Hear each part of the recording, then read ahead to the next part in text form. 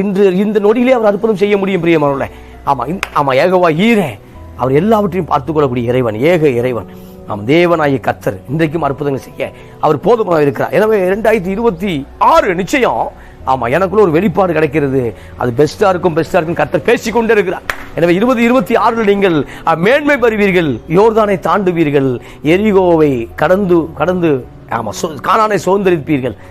உங்களுக்கு முன்பாக செங்கல் ஒரு மேற்றே இல்லாம போகும். உங்களுக்கு முன்பாக உங்களை அச்சுறுத்தக்கூடிய பார்வோன் என்கிற படை அது ஒரு வல்லமை இழந்த படையாக மாறும்.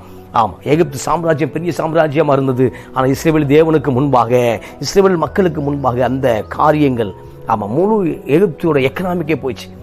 அப்படிதான் அற்புதத்தை செய்து கொண்டு அவரை வெளியே கொண்டு வந்தார். இந்த காலை வேளையில கிறிஸ்துவுக்கு மிகவும் பிரியமான அன்பு தேவனே, அன்பு தேவனுடைய பிள்ளைகளே, செய்தி கேட்டுக்கொண்டு அருமையான ஜனமே, கர்த்தர் சொல்லக்கூடிய வார்த்தை என்னன்னா, இஸ்ரவேலின் தேவன் நம்மை நடத்த அவர் போதுமானவர் இருக்கிறார்.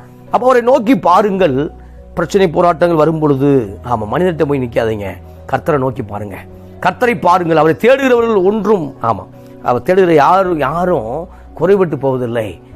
நன்மையால் திருப்தி ஆக்குவார், நிச்சயம் நடத்துவார். அப்ப உண்மை நோக்கி காத்திருக்கிற ஒருவரும் வெக்கப்பட்டு போகக்கூடாது. தாவீதுடைய எண்ணம், ஏக்கம், ஒரு நபர் கூட வெக்கப்பட்டு போகக்கூடாது. ஆண்டவருடைய காரியம் என்கிட்ட வந்த ஒரு நபரும் அற்புதம் பெற்றுக்கொள்ளாமல் போகக்கூடாதுன்னு அவர் கரெக்டா ஊழியம்